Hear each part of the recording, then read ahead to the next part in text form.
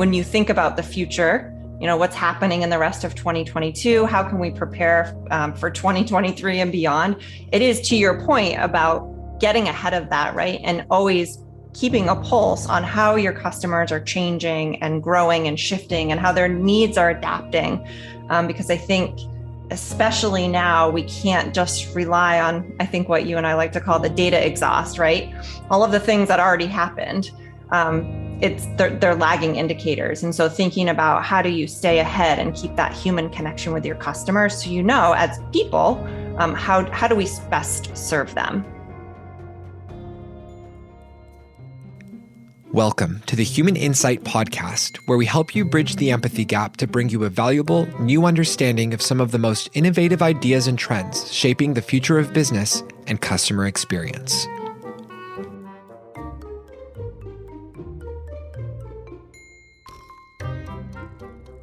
Hi, everyone. I'm Janelle Estes, Chief Insights Officer at UserTesting.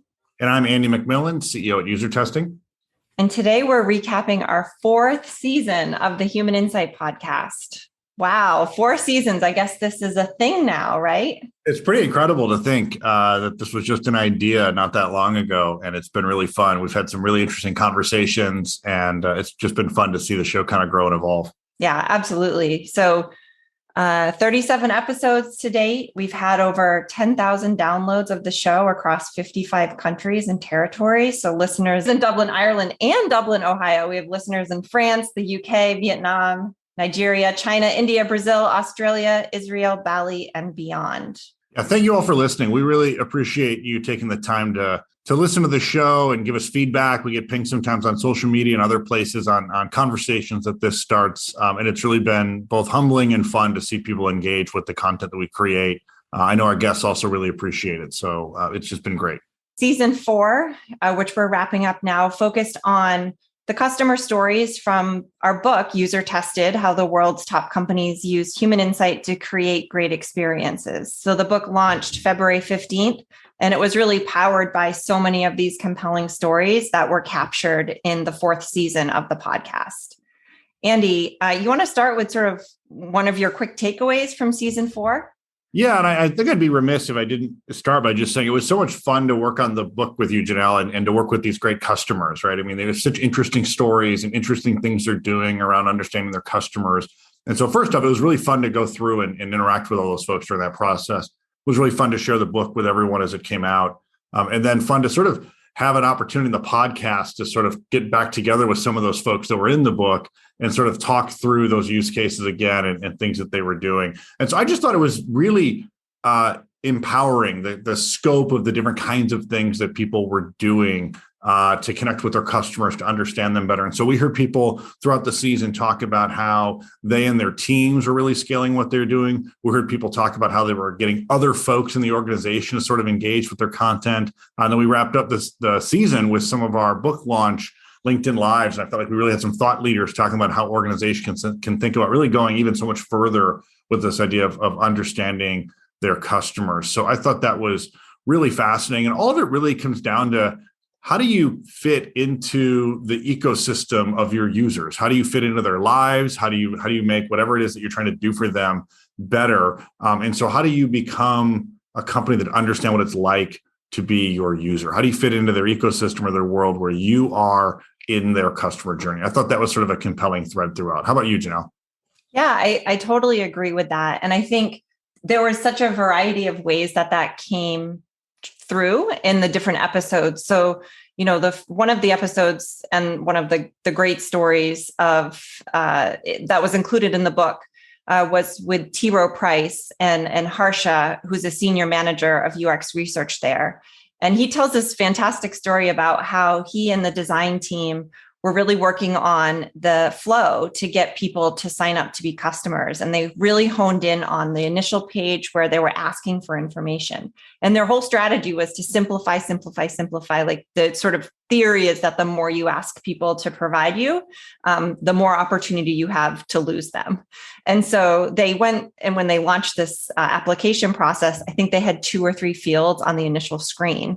And when they did all this usability testing of it and user testing, they realized people knew exactly what they were supposed to be filling in. They knew what T. Rowe was asking of them. But that was like the single point in the journey. When you actually looked at the entire experience of somebody who was, looking for a financial product and then making a decision to engage and apply and then ending up on this page, what they realized was that this little page was just one piece of that journey, right? Sort of one piece of that entire experience. And what they learned was that if when people landed on that page that had it was very streamlined with just a couple of forms, they didn't have any problem using the page. The challenge that they had is they didn't have enough information or context of why they should be moving forward. And I thought it was so fascinating to hear that experience of them designing this single page. But then when they tested it in the scope of the entire experience, they uncovered some things that they weren't really expecting. And the best part of this story is that when they initially launched the page, and this new part of the flow, they saw like some crazy percentage of people drop off that page, like 37%, I think it was.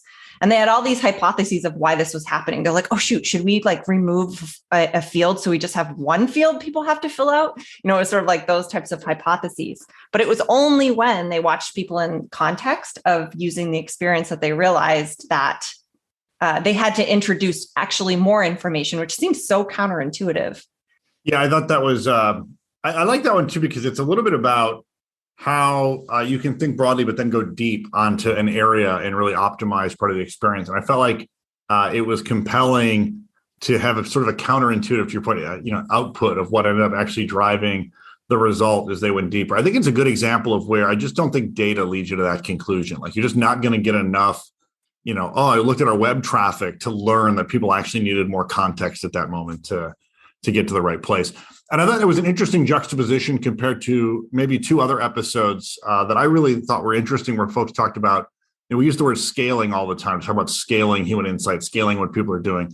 If you sort of think through what Tom at Microsoft, the Xbox team came on and talked about, I think it was episode 32, he talked about really expanding the purview really of what they were getting feedback on. So you think of Xbox, I think of Xbox, I think of playing, games with my kids on the console, which is really important. But they actually started to think really broadly about social gaming, the community that they're creating on Xbox, cross-platform gaming, the consumption of the videos. You think about like the whole, Twitch kind of concept of people consuming games maybe outside of the console.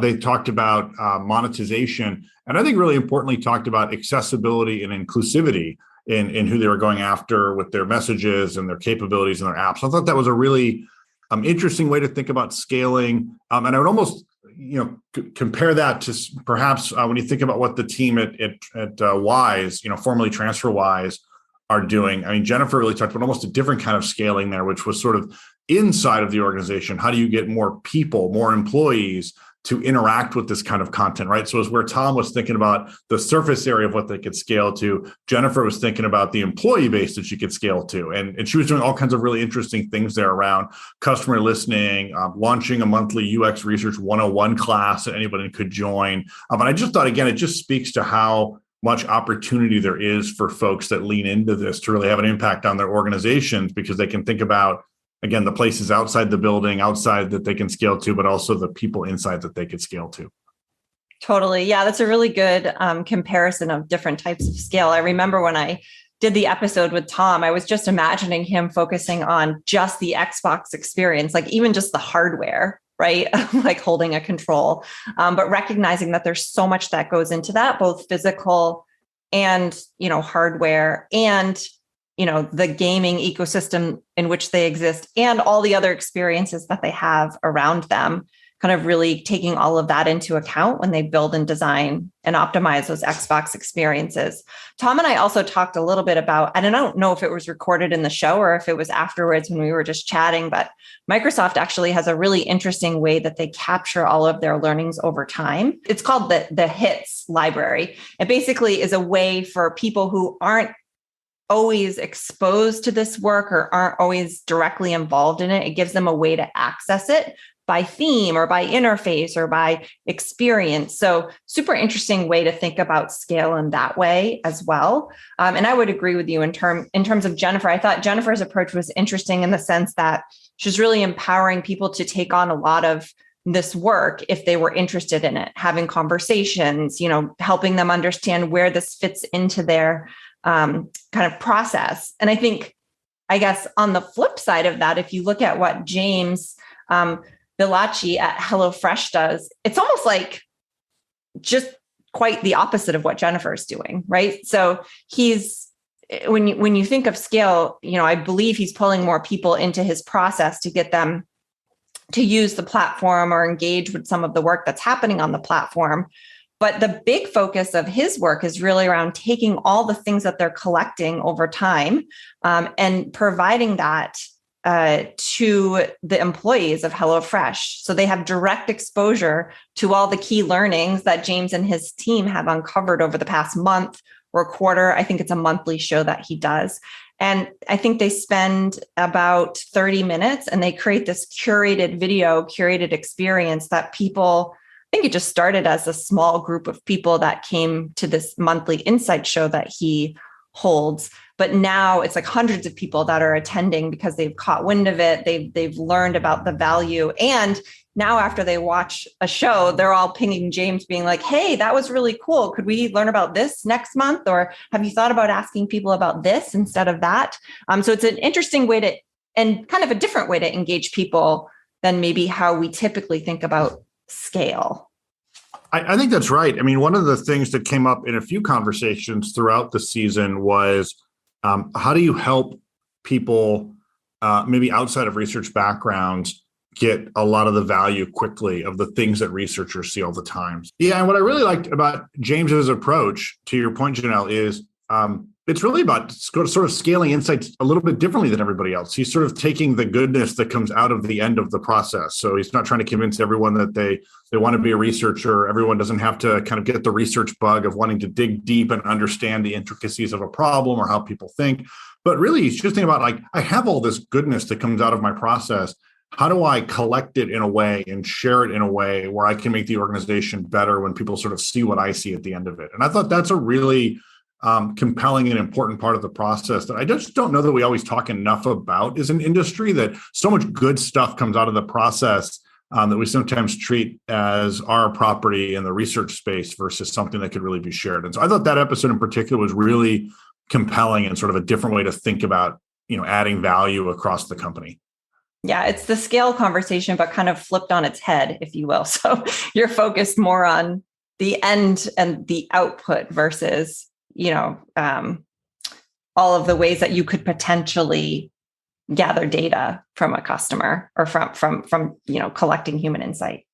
Yeah, I mean, so if you think about, again, it was really a sort of a theme throughout the season. So, we talked about scaling to the different kinds of things you could test, scaling to who you could help get engaged in doing testing, and then scaling the outputs of what you're doing really is a high value, high touch thing across the organization. We also had some really interesting conversations where folks talked about how to use the ability to see what it's like to be a customer or prospective customer to really drive change or innovation in the organization. I think that's another really interesting space where people look to human insight to sort of help make the case. I think a good example of that in one of the episodes I really enjoyed was with James Lane. He is at AAA Club Alliance. And what he talked about on the episode we did with him, I think it was episode 30, he talked about how their marketing organization, AAA is not exactly a brand new company. It's not a startup. And they talked about their web flow and trying to make changes. And they become so data centric that they were sort of overwhelming people with so much information. And there was this sort of growing thesis in the organization of, maybe if we simplified all of this, we really stripped this down to the core things that we wanted to convey to people, we could probably see improved conversion rates. But it was hard to convince everyone. Everyone in the organization had been working to add and add and add and add. And it was sort of tough to get people to sort of look at it with fresh eyes. And they went through a process of testing a new design. They got really positive feedback. And when they flipped that new design live, the results were incredible. It's one of my favorite case studies in the book as well, where they saw conversions, organic website conversions were up 30%.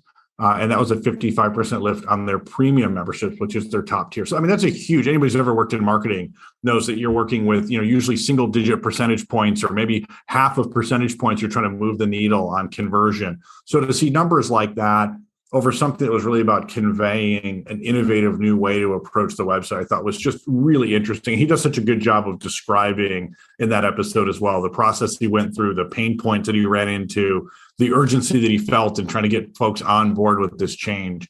I just thought that was a really interesting conversation.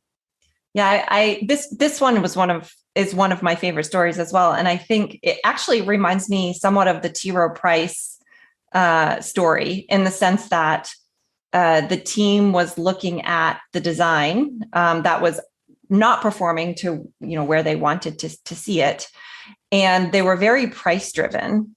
And so when they were presenting the different options for signing up to be a AAA member, they led with the cost and the price. And you can imagine with conversion rates that might not be where the team wants them to be, your immediate hypothesis is that we need to start messing around with the price. Like maybe the price is off, or we need to change, how we present, how you pay, or maybe we break up payments. I mean, I'm sure the hypotheses could go on and on. But what I loved about what James learned when he actually put people in front of the design is that when they're making a decision about a service like AAA, they're actually not that price conscious. They're more interested in sort of the very basic needs that they would have in a situation like, is this reliable service? Will you show up? Will you make sure I'm safe? All of those types of things were what they pulled forward in the design. And that's the beauty of why it's so important to actually put things in front of customers and get their reactions and understand their emotions, because without that information, which he used to influence the new design that totally outperformed the old design, without that information, though, he wouldn't have been that successful, I don't think. I agree. And it's again, fascinating, because when you think of AAA as a brand, I mean, it's safety. Like that's the main thing that would come to mind. And it was almost taken for granted in a little bit in the background, and sort of re-highlighting that. It was really, really fascinating. I agree. I think kind of to your point of the, thinking about how to introduce more of a culture of doing this on a regular basis, and ensuring that you're using human insight to spark innovation and new ways of approaching likely sometimes the same problems, is by getting customer feedback regularly. And I think one of the great episodes, and I was fascinated by the process that Ben Hogan and his team at the Notre Dame's Idea Center has put together. They've literally created a machine to vet new business ideas, from early concepting to thinking about the pricing model to actually bringing it to market. They have points in their process and particular ways they go about getting feedback to ensure that the ideas that are coming through the center are actually the best ones to bring to market, because there's no shortage of ideas that organization is kind of fielding. And I thought that was so interesting, how an innovation process could be so heavily fueled by human insight. Yeah, I agree. Did you think that was similar? You did that one, which I thought was great, a great interview you did. And you also did the interview with the co-founders at Crikey. And it was, if I think of the two of those, sort of one was a pure innovation lab, and then the other is like a company. They're not innovative. They're running a massive platform with millions of users, but they've also really embedded it into their process. I mean, did you see similarities in sort of how both those teams approached the idea of customer feedback as sort of like an ongoing concept, or maybe a broader takeaway for the audience? Like how did they get to that focus, I guess, on this being a key part of almost going fast, requiring constant customer feedback? What I found really compelling about both of those use cases is that, Ben and his team have to move really fast. The Crikey co-founders are moving fast and releasing new things all the time, but they're not letting this process of customer feedback or getting feedback from the market slow them down. In fact, it's actually accelerating their ability to deliver solutions that actually perform. I mean, the Crikey one, I love the story about their app store listing, which arguably is like one of the most important parts of, well, it is actually how you capture people outside of word of mouth. You've got folks that are browsing in an app store looking for something interesting. And in the space of AR and gaming, there's so much competition. And so you can imagine people kind of flipping through and looking at different options of games for them to download, and why that description within the App Store and the visuals that they use are so important. And that was one of the areas that they optimized. And it's, when you take a step back, it's like, yeah, it's actually content, right? It's words and some pictures that they've put together. It's not the actual experience that you're using in an App Store.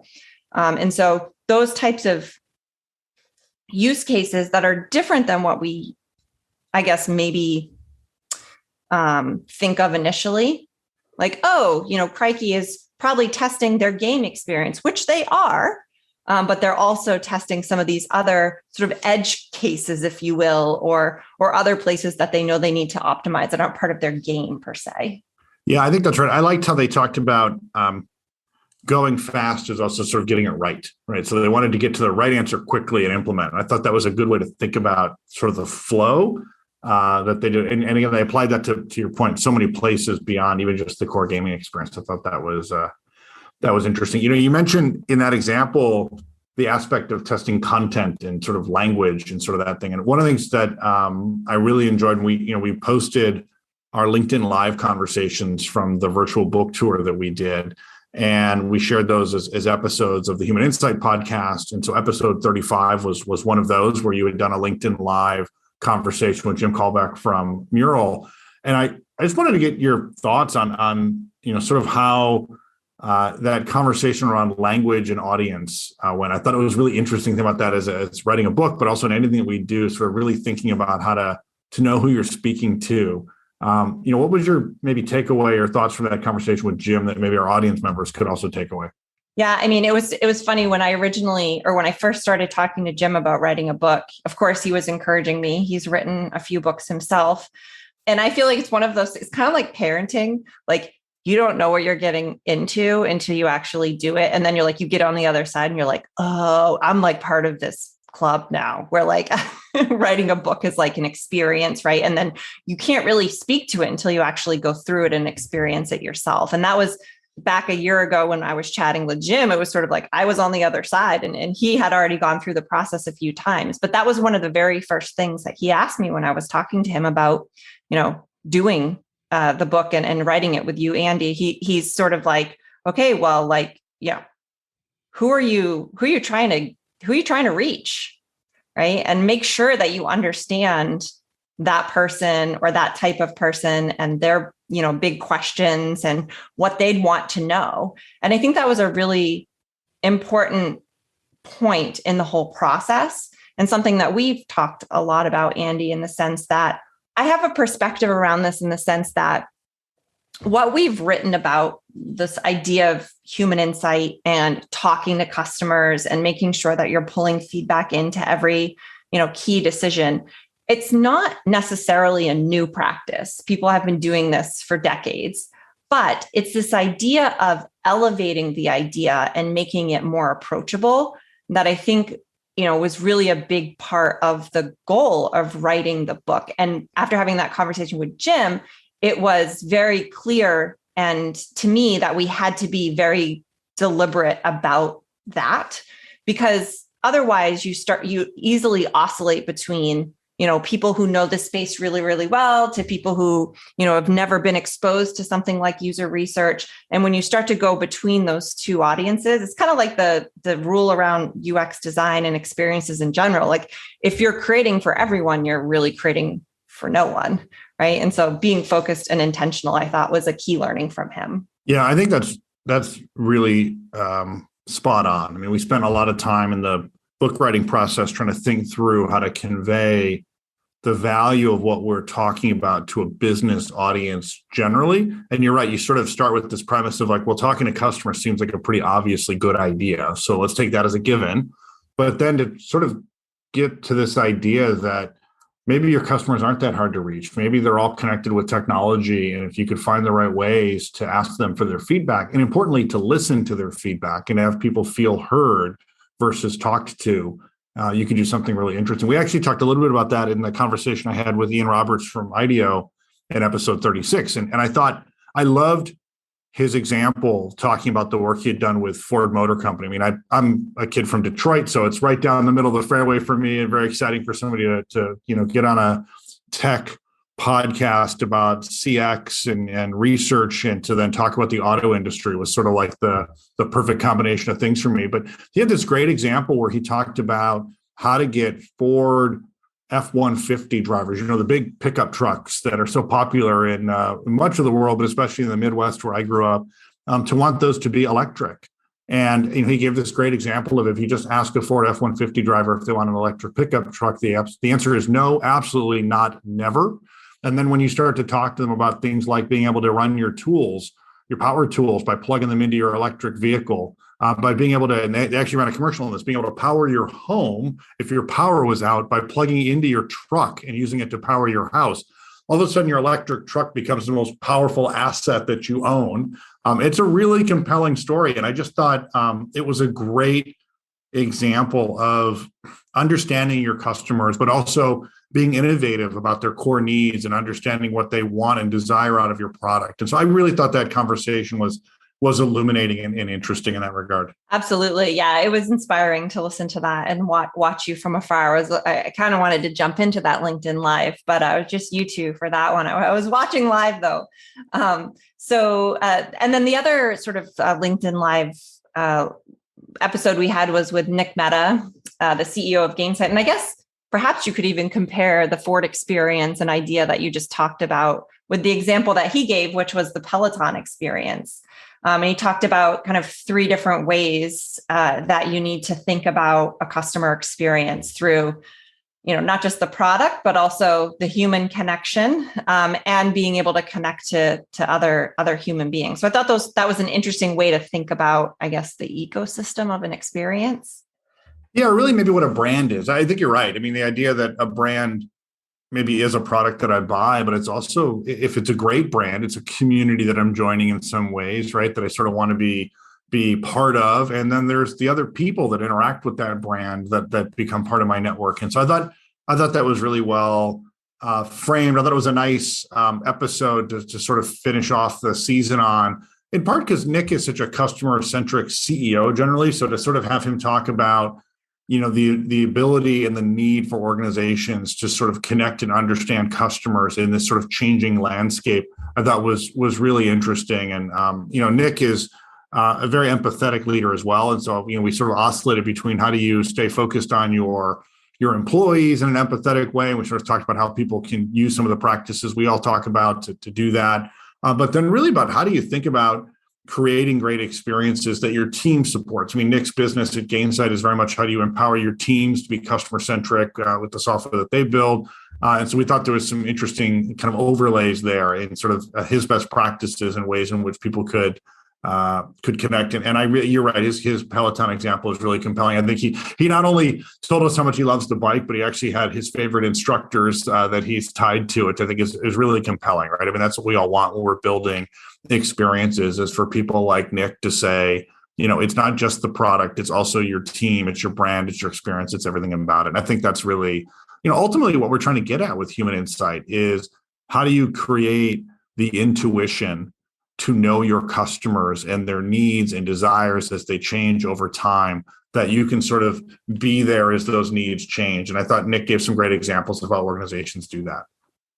Yeah. And I think, as we look into the future and reflect on the last couple of years we've had with so much change, not just in our own lives and our work lives and our personal lives, but also just in general, how people, consumers, business buyers have shifted and changed over the last couple of years as well. And that when you think about the future, what's happening in the rest of 2022, how can we prepare for 2023 and beyond? It is, to your point, about getting ahead of that, right? And always keeping a pulse on how your customers are changing and growing and shifting and how their needs are adapting.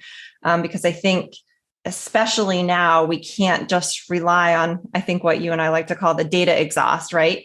All of the things that already happened. They're lagging indicators. And so thinking about how do you stay ahead and keep that human connection with your customers, so as people, how do we best serve them? Yeah, I think that's right. Ian, in episode 36 from IDEO had this great comment about a spreadsheet really just shows you the past. And I thought that was a really interesting framing of innovation. And you're right. I mean, the pace of change is incredible now. I mean, I think about my own kids and I think about what the next 10 years looks like for them. It's going to be so much different than when I was their age. It's going to be different than the kids right now even are experiencing things. And so I think anyone who's building experiences for customers, building products, building, digital applications, you really have to be out in front of where everyone's going. And I thought this whole season really focused on that is a big daunting challenge. How do you scale up to go meet that challenge? How do you empower your organization to think about all these touch points?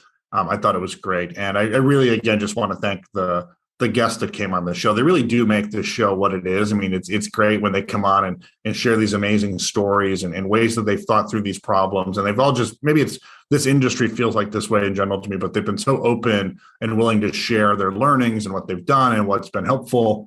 And it really does make for a great season. So I really appreciate all the guests that did that. Yeah, absolutely. And thanks to our listeners too, for tuning in for the last 4 seasons.